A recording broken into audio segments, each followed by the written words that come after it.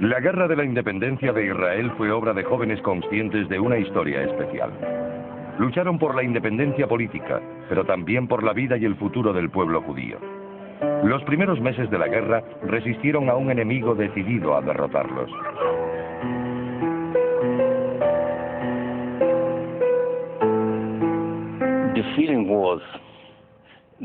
Había una sensación generalizada de que se libraba una guerra terminal.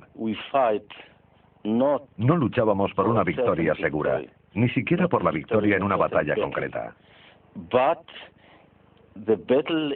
Era un combate por la supervivencia física de cada uno de nosotros como nación, como grupo, y por nuestro país y nuestra historia.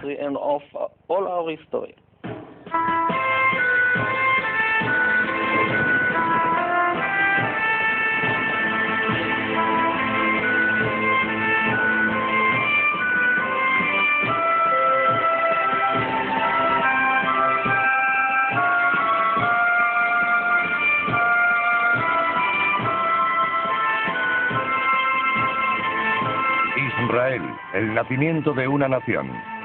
Segunda parte. Finales de mayo de 1948, la independencia judía ya era un hecho. En opinión de la joven británica Esther Kailingol, tanto se interfieren como si nos ayudan con nuestras dificultades, nosotros sabemos que venceremos. Había una gran confianza, pero la batalla se libraba en todo el país. Durante varias semanas de dura lucha, el nuevo Israel se había defendido de 5 ejércitos árabes y había conseguido aplastantes victorias. Gran parte de Galilea estaba en manos israelíes, desde Tiberíades en el este hasta Haifa en el oeste. Al sur del país habían detenido el avance egipcio a escasa distancia de Tel Aviv, aunque sus fuerzas ocupaban el norte de Negev y tenían capacidad ofensiva. En el centro, la Legión Árabe conservaba la mayor parte de lo que hoy conocemos como Cisjordania. El rey Abdullah esperaba anexionarla a Transjordania. La parte occidental de la ciudad de Jerusalén seguía siendo judía, pero estaba sitiada. El barrio hebreo de la ciudad antigua, incluyendo el Muro de las Lamentaciones, el lugar más sagrado del judaísmo, estaba en manos árabes.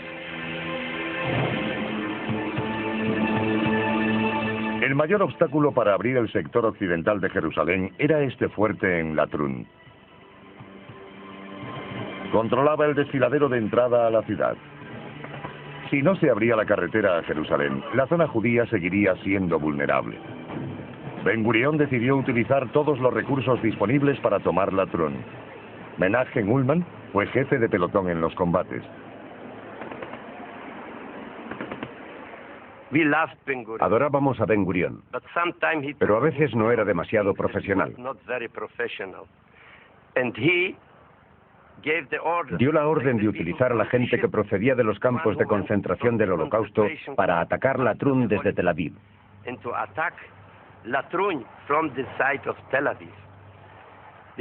No conocían Tel Aviv y muchos de ellos murieron justo aquí.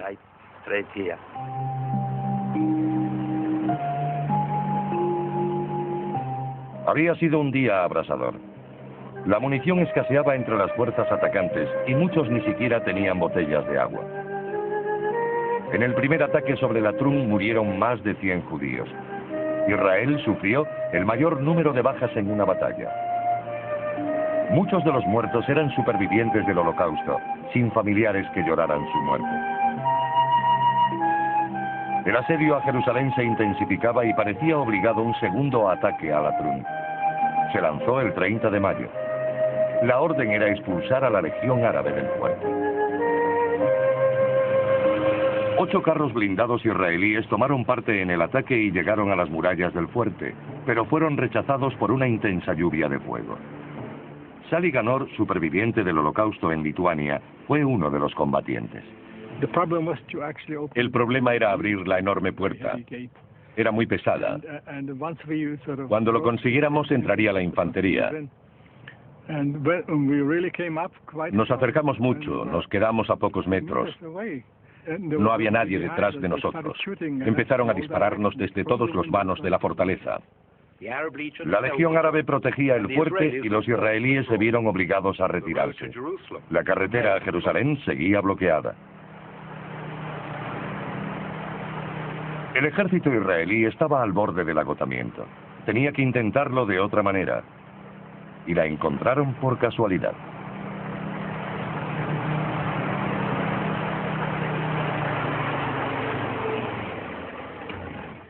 El fracaso de la toma de Latrun significaba que seguía sin haber paso a Jerusalén. 2 soldados israelíes consiguieron permiso para volver a casa asumiendo todos los riesgos. Ellos descubrieron la ruta. El 1 de junio, un pelotón israelí seguido de un jeep usó la carretera por primera vez. La ruta pasaba por tierra de nadie entre los 2 ejércitos, paralela a la carretera. Porteadores y mulas debían transportar las provisiones hasta Jerusalén. Se decidió construir una carretera para el paso de camiones. La construcción de la carretera de Birmania, llamada así en honor a la ruta de abastecimiento de la Segunda Guerra Mundial de la India a China, puso fin al cerco de Jerusalén. Ahora, nada podía evitar que las provisiones llegaran a la ciudad. A pesar de la proximidad del alto el fuego, la legión árabe aún mantenía el fuerte de Latrun. Ben Gurión ordenó lanzar un ataque final. Fuerzas adicionales traídas especialmente del norte se unieron al Palmaj en Jerusalén. Yair Parag estaba entre los combatientes. No había tiempo para organizarse logísticamente entre los 2 grupos, uno desde Jerusalén y el otro desde Galilea. Fue un fracaso. Los del grupo local ocuparon la colina equivocada, aunque conocían bien la zona, pero cometieron un error. El ataque fracasó.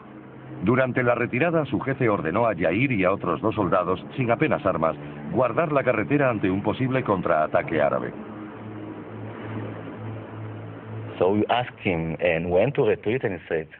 Le preguntamos cuándo retirarnos, pero no nos contestó. Tampoco nos dijo en qué dirección. Entonces entendimos que nos quedaríamos allí para siempre.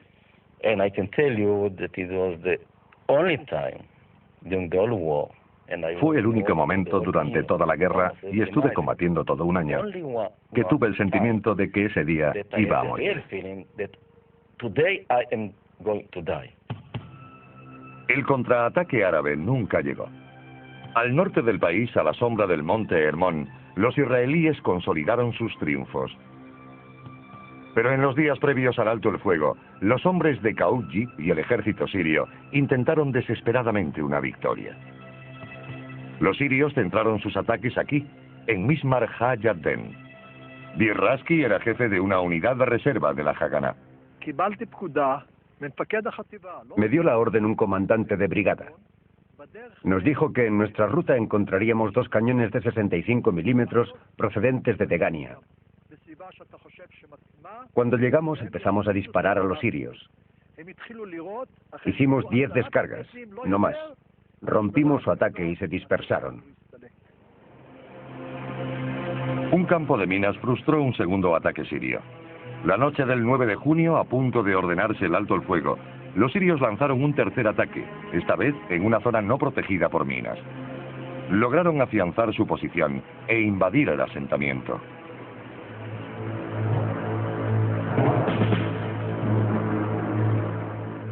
El 10 de junio se acordó el alto el fuego. Ambos bandos estaban exhaustos. En Latrun, el cese fue supervisado por agentes de las Naciones Unidas. Los muertos yacían al sol y empezaban a descomponerse. Tras los feroces combates, hicieron el intercambio de cuerpos.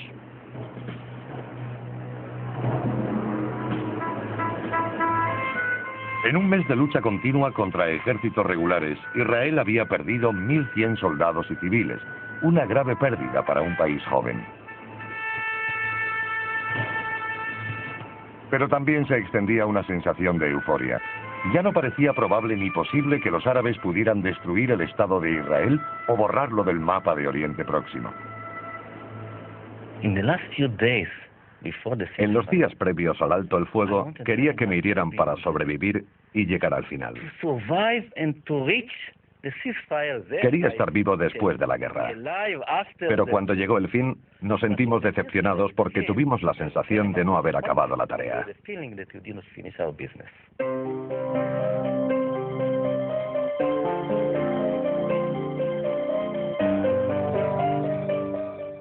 El comandante israelí declaró: "El primer alto el fuego nos viene como llovido del cielo". Los soldados se reunieron con sus familiares, amigos y seres queridos por primera vez en muchos meses.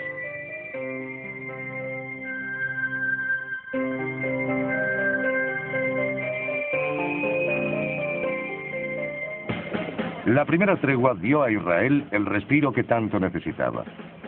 Usando a sus agentes en el exterior, introdujo armas y munición, asegurando así una ventaja escasa pero real sobre sus enemigos árabes. El ejército israelí, compuesto en el pasado por míseras fuerzas, había alcanzado los 49.000 hombres y mujeres. Se intensificó la instrucción. Se hicieron grandes esfuerzos por conseguir aviones que formaran una auténtica fuerza aérea para contrarrestar los ataques árabes. Algunos de los aviones procedían de los Estados Unidos, otros de Europa, especialmente de Checoslovaquia. Muchos de los jóvenes pilotos eran veteranos de la Segunda Guerra Mundial de los ejércitos de América e Inglaterra. Los aviones eran el núcleo de la Fuerza Aérea israelí. Se integraron rápidamente en el orden de batalla para proporcionar apoyo crítico a las unidades terrestres. El Altalena era uno de los barcos que transportaba armas a Israel. Sus bodegas contenían suficientes armas para abastecer a varios batallones. El artífice de su adquisición fue el disidente movimiento Irgun, temido por Ben Gurión como ejército privado por su poder político y militar. El jefe del Irgun, Menachem Begin y David Ben Gurión, no lograron alcanzar un acuerdo sobre el destino o la pertenencia de las armas. El barco llegó a las costas de Bitkin al norte de Tel Aviv. Ben Gurión ordenó que el barco entregara sus armas de forma incondicional en cuestión de minutos. Cuando el Irgun se negó, las tropas israelíes recibieron la orden de atacar. Un gran número de combatientes del Irgun y 2 soldados israelíes resultaron muertos. El barco levó anclas y siguió rumbo al sur, a Tel Aviv. A bordo había muchos partidarios del Irgun y armas destinadas a su movimiento. Ben Gurión no quería que hubiera ejércitos independientes en el nuevo estado e insistió en que el Irgun rindiera el barco y sus armas. Cuando se negó, dio la orden de abrir fuego.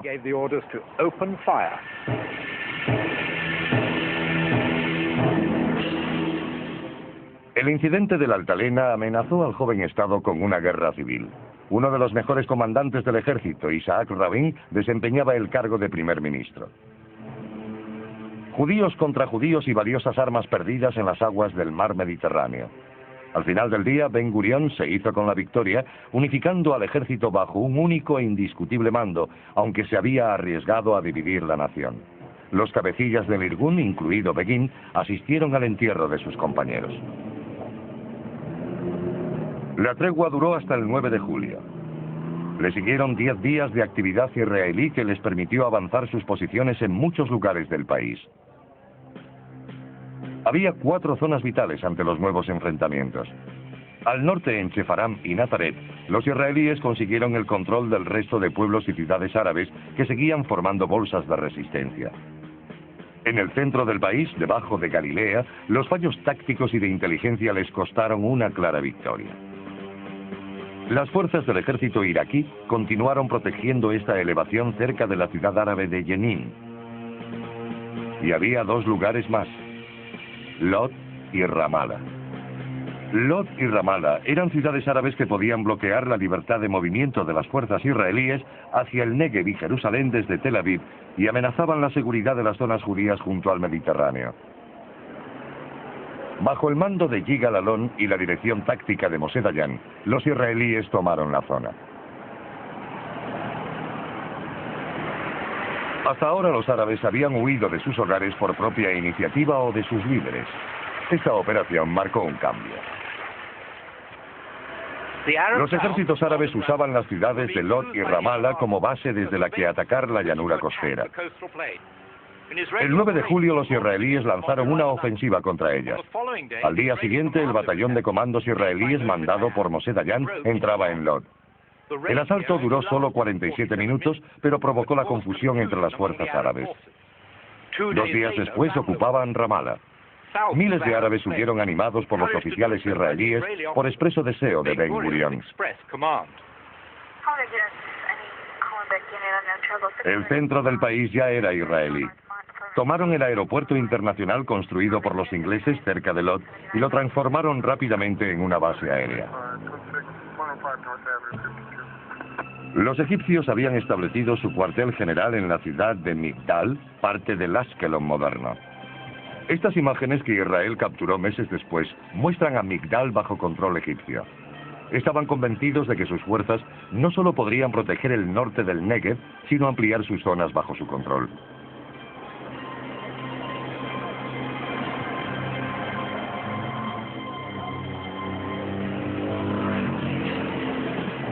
Entre las posiciones de los egipcios estaban los antiguos puestos británicos de Irak el Manchía y este de Irak Suidán. El fuerte de Irak Suidán aseguraba las posiciones egipcias en el norte del Negev, zonas que serían conocidas como la Bolsa de Faluya. El 12 de julio, fuerzas egipcias del Irak Suidán atacaban el kibutz Nekba, a solo 3 kilómetros. Le siguió una dura lucha. Cientos de kibutzim repelieron el ataque, rompiendo la ofensiva.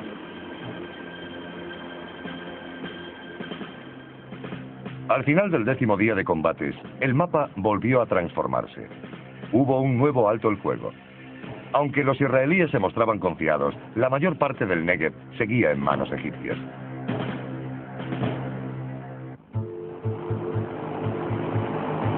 Las Naciones Unidas buscaban una solución política que estabilizara la situación. Eligieron como emisario a Folke Bernadotte, un distinguido conde sueco que había ayudado a los refugiados judíos durante la Segunda Guerra Mundial. Bernadotte recorrió las zonas en conflicto y formuló un compromiso que la mayoría de los judíos interpretó como pro-árabe. Su plan, bien recibido por egipcios e ingleses, dejaría el desierto del Negev en manos árabes, no israelíes, como formulaba el plan original de partición de las Naciones Unidas.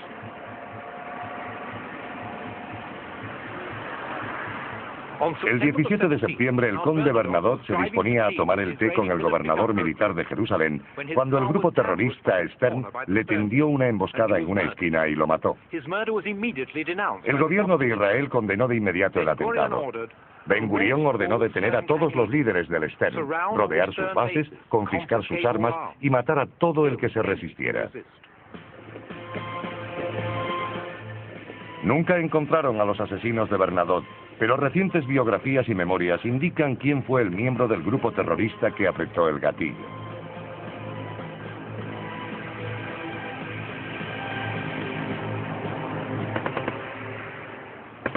La guerra se reanudó el 15 de octubre. Los israelíes estaban desesperados por liberar el Negev. Hicieron un plan de ataque contra las fuerzas egipcias. Estas tropas estaban especialmente adaptadas a luchar desde posiciones fijas. El fuerte de Irak Suidán fue testigo de 7 batallas entre ambos bandos. Muchos israelíes perdieron la vida en estos ataques frontales. Finalmente evitaron las posiciones egipcias y el 21 de octubre lanzaron un ataque sobre la capital del Negev, la ciudad bíblica de Beersheba. Tomar Beersheba fue relativamente fácil y no sé por qué. Quizá porque los egipcios perdieron su espíritu de lucha.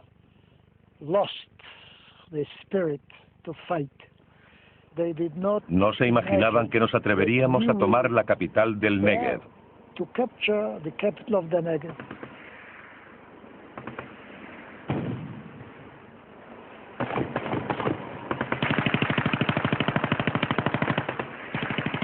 Después de un intercambio de disparos, los egipcios del fuerte se rindieron. También tomaron la cercana mezquita. A las 9:15 de la mañana del 22 de octubre, el cuartel general israelí recibía el mensaje: Beersheba está en nuestro poder. A las 3 de la tarde se ordenó un nuevo alto el fuego general. Los israelíes habían tomado un territorio considerable. Habían liberado el kibbutz Yad Mordecai y sus residentes volvían a sus hogares. Fue un regreso sombrío. Durante 5 largos meses el kibbutz había estado bajo control militar egipcio. Había sido destruido en su mayor parte. La primera tarea fue la de enterrar adecuadamente a los que habían caído. Después, iniciaron la reconstrucción de sus hogares. Mientras en el norte del país, los israelíes lanzaban la operación Hiram, llamada así en honor al rey de Tiro, en Líbano, que envió cedros para ayudar al rey Salomón a construir el primer templo de Jerusalén en tiempos bíblicos. El objetivo de la operación era tomar toda Galilea hasta las fronteras previstas para el país. Debían destruir a las fuerzas de Kaouji y su ejército de liberación palestino y expulsar a fuerzas sirias, libanesas e iraquíes. La operación fue un éxito.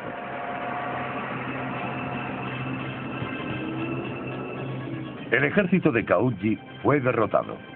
Se aprehendieron 1.500 fusiles y además muchas ametralladoras, armas antitanque y alimentos. Los árabes de Galilea decidieron quedarse en sus pueblos. Se rindieron y muchos dieron la bienvenida a los israelíes. El ejército judío pretendía mantener relaciones pacíficas con los pobladores árabes de todas las zonas controladas. Las unidades del ejército recogían armas y munición del enemigo. Era el comienzo de una nueva era. El Estado de Israel prometió igualdad de derechos a todos sus ciudadanos, entre los que ya se encontraban los árabes. Pero en la práctica no siempre fue así.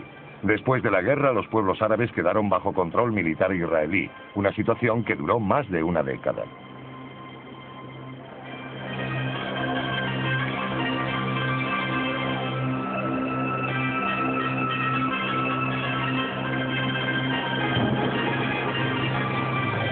Las fuerzas judías también entraron en pueblos drusos. Estos tenían su propia religión, una rama del Islam. Muchos drusos ya habían decidido aliarse con los judíos y habían servido con su ejército durante la lucha.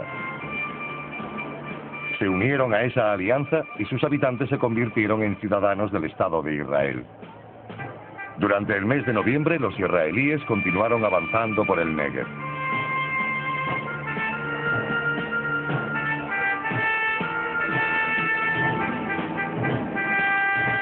La brigada Givati formó una unidad de caballería que recorrió el desierto, tomando territorios que eran impenetrables para las unidades motorizadas.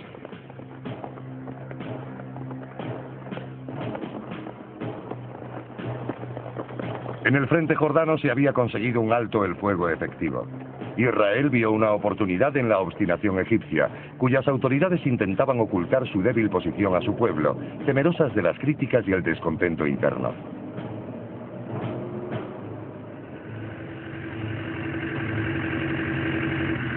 El 10 de diciembre de 1948, Yigal Yadin, director de operaciones de las fuerzas israelíes, dio la orden: derrotar al enemigo y expulsarlo hasta la frontera del país. En la preparación de la batalla, su jefe de operaciones, Isaac Rabin, reparó una antigua calzada romana que cruzaba el Negev hasta el Sinaí. La batalla comenzó la madrugada del 22 al 23 de diciembre. Dirigidas por Yigal Alon, las fuerzas israelíes liberaron el Negev occidental.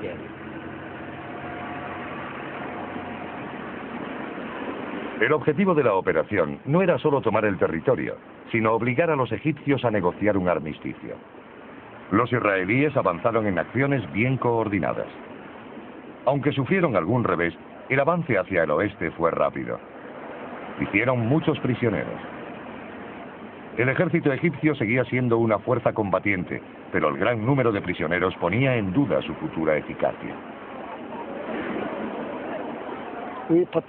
Participamos de forma activa en una operación llamada la Campaña del Joreb, uno de los nombres del monte Sinaí.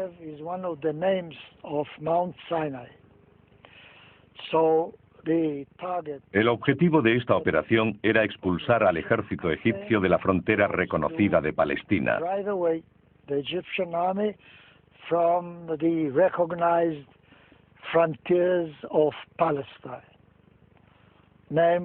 Concretamente de Aujal Jafir o Initzana. Fue aquí, en Nitzana, el 27 de diciembre de 1948, donde tuvo lugar la crucial batalla por el control del Negev occidental.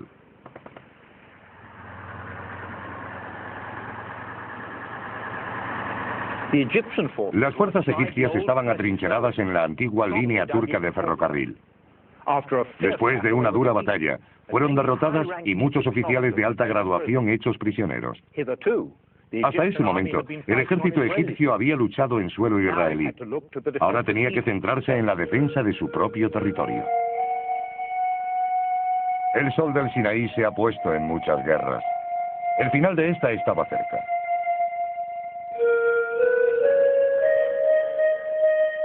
Con la ruta hacia el desierto del Sinaí abierta, Israel quería asegurarse los mejores términos para la paz. Casi inmediatamente el general Yigal Allon ordenó a sus tropas entrar en el Sinaí. Avanzaron a toda velocidad, amenazando con aislar al ejército enemigo en Gaza. Egipto ya estaba preparado para mantener conversaciones con Israel, aunque no mientras las tropas israelíes permanecieran en su territorio. Los ingleses enviaron 5 aviones en ayuda de Egipto para reconocer las posiciones israelíes en el Sinaí. Israel logró derribarlos. Una increíble hazaña militar para la joven fuerza aérea del país y una humillación para Gran Bretaña. Este hecho solo aumentó la presión política sobre Israel. Ben Gurión, bajo coacción inglesa y norteamericana, ordenó la retirada de sus tropas. Los soldados israelíes ya estaban en El Arish, en el norte del Sinaí, cuando recibieron la orden. El general Yigal Allon y su segundo, Isaac Rabin, no estaban satisfechos. Pensaban que Israel podía negociar la paz con Egipto antes de abandonar el Sinaí. Israel se retiró. A los pocos días comenzaron las conversaciones del armisticio en la isla de Rodas, en el Mediterráneo. Las conversaciones estuvieron presididas por un delegado de las Naciones Unidas, Ralph Bunche. La atmósfera inicial era gélida. Aunque los egipcios accedieron finalmente a estar en la misma habitación, se negaron a hablar directamente con los israelíes. Walter Eitan era el jefe de la delegación israelí. Los egipcios se dirigían exclusivamente a Bunche como si nosotros no estuviéramos allí. Pero nosotros sí estábamos interesados en incluirlos. Se mantuvo esa distancia artificial hasta que un miembro de nuestra delegación, no recuerdo quién, dijo algo que ofendió mucho a los egipcios. Se volvieron a él y le dijeron, no tiene derecho a decir algo así. Entonces se dieron cuenta de que habían hablado directamente a nuestra delegación. Eran humanos, y cuando oyeron algo que les molestó, reaccionaron directamente. Entonces se rompió el hielo.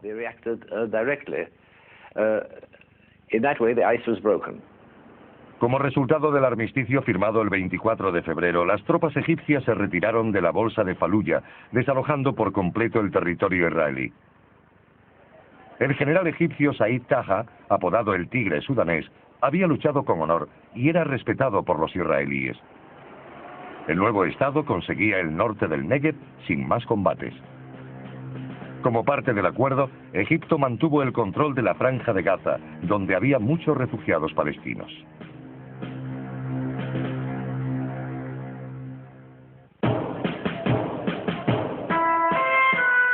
Con las conversaciones en buen camino, había una esperanza para la paz en todos los frentes y para el comienzo de una vida normal en Jerusalén.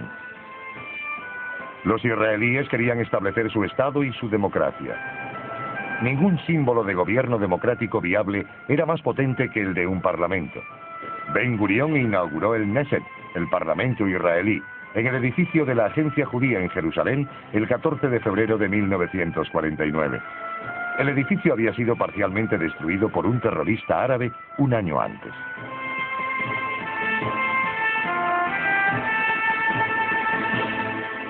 Las negociaciones egipcias habían dejado abierta la distribución del desierto del Negev. Las conversaciones con los gobiernos libanés y transjordanos se iniciaron el 1 de marzo. Los jordanos pensaban reclamar el Negev. Los israelíes lo querían para sí, como estaba propuesto en el plan de partición de las Naciones Unidas. La última operación israelí se produjo el 5 de marzo de 1949. Avanzando al sur a través del desierto del Negev, dos unidades israelíes compitieron por alcanzar la cabeza del Golfo de Aqaba y el antiguo fuerte británico de Elat, a 240 kilómetros. Esta filmación fue hecha por cámaras del ejército israelí. Las fuerzas judías siguieron dos rutas distintas por el Negev. Ambas brigadas tenían órdenes de evitar el combate con fuerzas enemigas. Exploradores aéreos y terrestres establecieron la localización de puestos avanzados árabes. Los israelíes avanzaron rápidamente a través del espectacular paisaje del desierto. La brigada del Negev llegó a Elat a las 3 de la tarde del 10 de marzo. No encontraron resistencia. No había bandera israelí. Improvisaron la que pasaría a ser conocida como la bandera de tinta, una bandera pintada solo con tinta. El cuartel general recibió un mensaje. Las brigadas del Palmaj, Negev y el Golani entregan el Golfo de Elat al Estado de Israel. Mientras continuaban las negociaciones con Jordania, se marcaban las fronteras en la zona de Jerusalén. Algunos pensaron que las conversaciones no prosperarían. El rey Abdullah mantuvo una delegación en Rodas, pero decidió llevar la negociación él mismo en Transjordania. Recibimos un mensaje del rey Abdullah de Jordania, el abuelo del actual rey. Quería negociar los términos del armisticio en persona. En otras palabras, no quería que su delegación en Rodas negociara los detalles del acuerdo.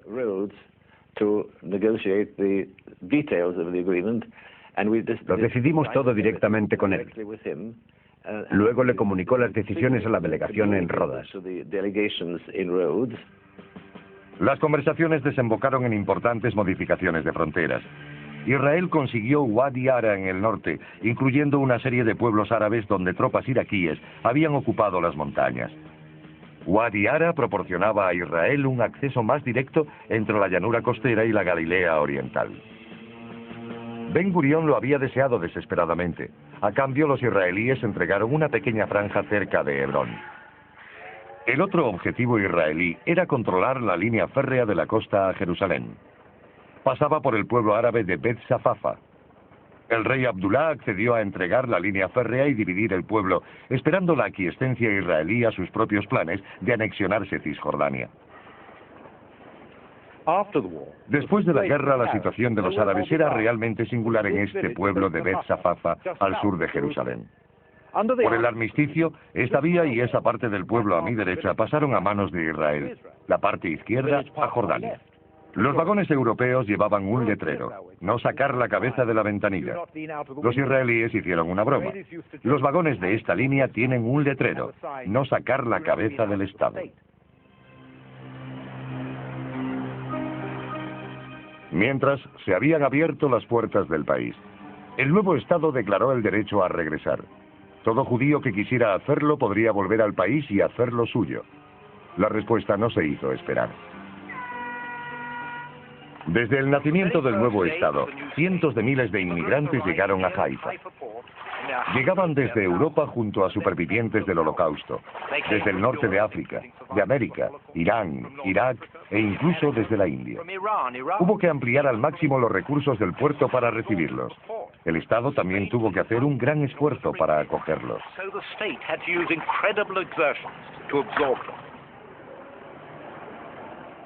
Una vez finalizada la guerra, los israelíes debían pensar en desmovilizar y crear un ejército adecuado para defender el Estado. El armamento enviado durante la guerra era suficiente para un ejército en tiempos de paz. Ahora había miles de soldados preparados. Israel era un país bíblico, capaz de defenderse, gobernarse y listo para integrarse en el concierto de las naciones.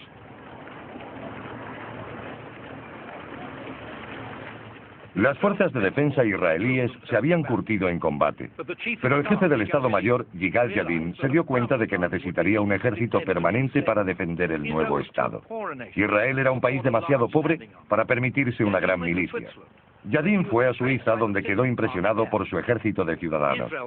Sin embargo, el ejército de Israel estaba basado en el servicio militar obligatorio y en un creciente número de reservistas.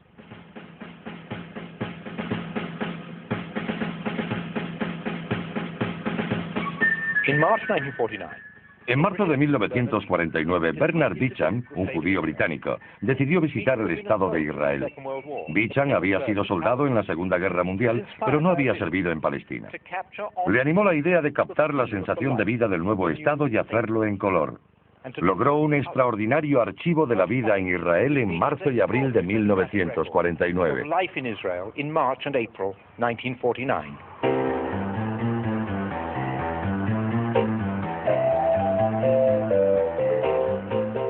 Este era el aeropuerto de Lod. Muchos años y restauraciones después sería conocido como el Aeropuerto Internacional Ben Gurion.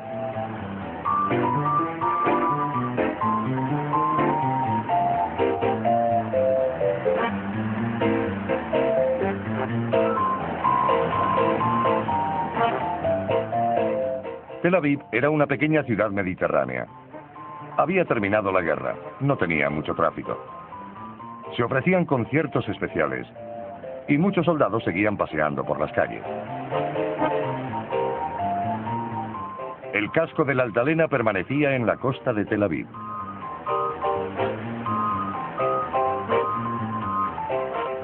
Y este es Bernard Beecham, el exsoldado británico, el desenfadado fotógrafo de los primeros días de Israel.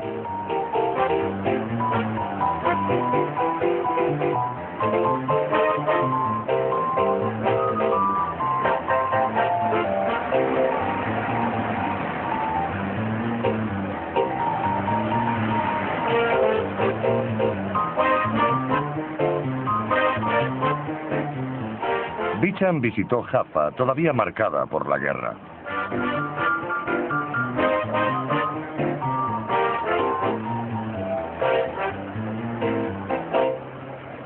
Esta es la estación central de autobuses de Herzliya, al norte de Tel Aviv.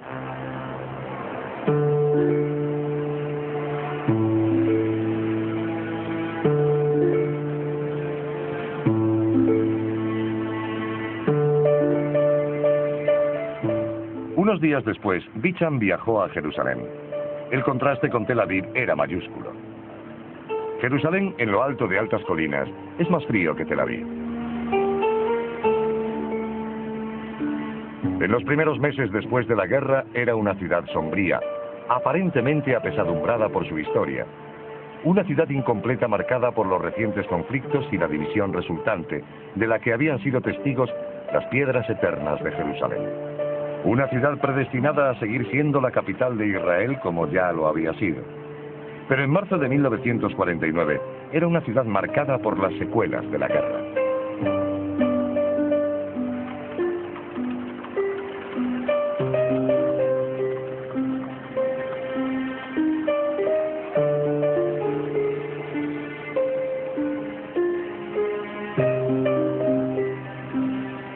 Las cámaras de Beecham rebasaron las murallas de la división para documentar de lejos el lado jordano de la ciudad, que albergaba muchos lugares sagrados, incluyendo el barrio hebreo y el Muro de las Lamentaciones, el lugar más sagrado del judaísmo. Los israelíes no podían visitarlo por la prohibición jordana.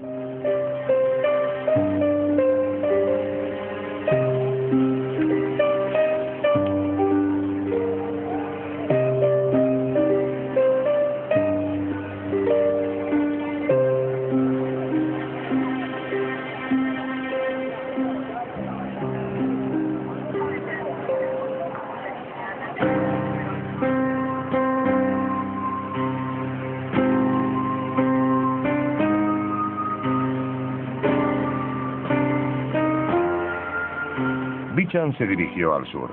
En la frontera Irak-Sudán vio los restos de la guerra. Visitó el cercano Kibbutz de Nekba, que tan valientemente resistió los avances egipcios.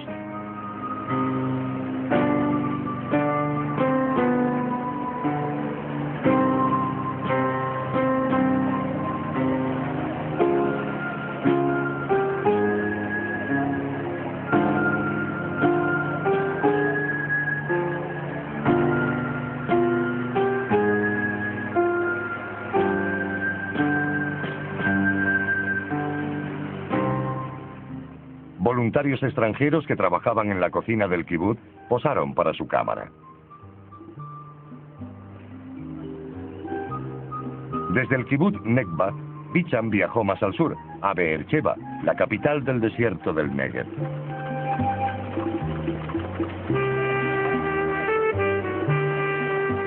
Había recordatorios de la guerra por todas partes. Los soldados beduinos ahora servían en el ejército israelí.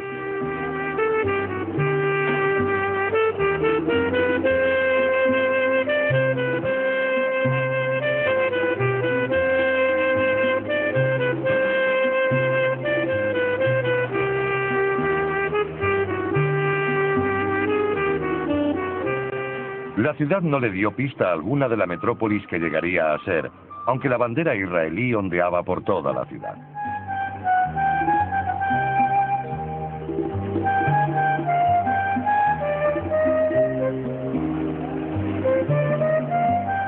Los beduinos que deambulaban por el desierto del Negev seguían acudiendo a Beersheba a tomar café y a vender sus mercancías. Se convertirían en ciudadanos israelíes.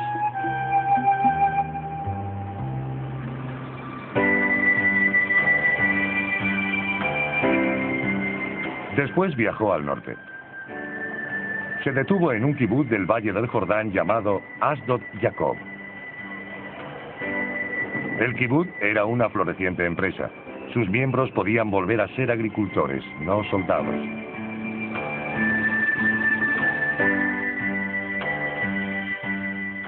Bichan llegó a la ciudad de Tiberíades desde el extremo sur de Kinneret, el mar de Galilea.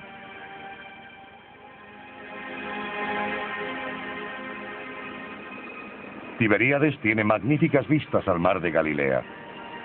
La ciudad seguía parcialmente en ruinas.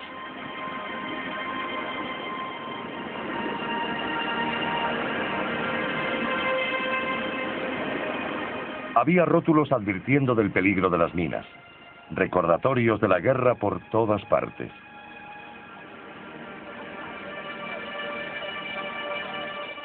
Pero la ciudad parecía volver a vivir. La sensación de vida renovada se respiraba en todas partes.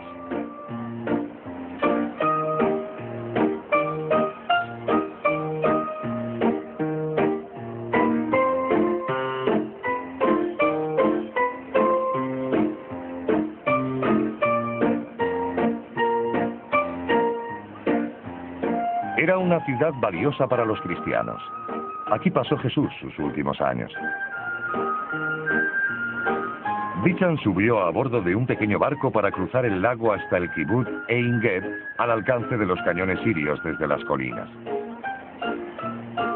Las negociaciones con los sirios aún no habían comenzado, pero las armas estaban mudas. También aquí volvía a empezar la vida.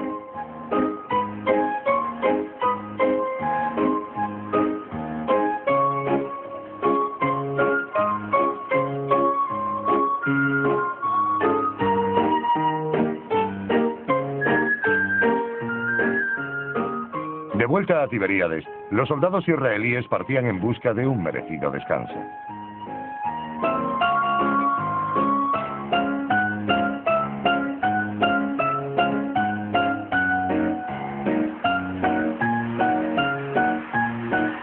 Era abril de 1949.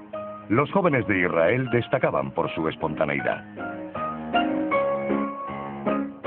Eran las primeras semanas y meses de una nueva vida para el pueblo de Israel. Sobre el mar de Galilea surgió el arco iris.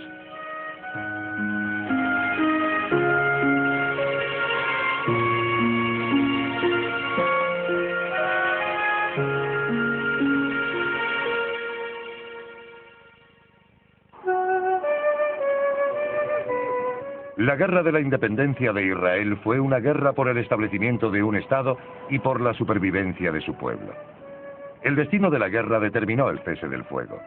Las negociaciones establecieron las fronteras que duraron 19 años, hasta que Israel volvió a verse amenazada. Los que lucharon en esta guerra la recuerdan como el periodo más dramático e importante de sus vidas, una contribución a su pueblo y su futuro. El Estado de Israel ya estaba establecido. 6.000 judíos habían muerto en la guerra de la independencia, el 1% de la población. ahora ofrecía un rayo de esperanza. Después de un gran sufrimiento, hay una nueva vida. El pueblo de Israel había regresado a la tierra que lo vio nacer.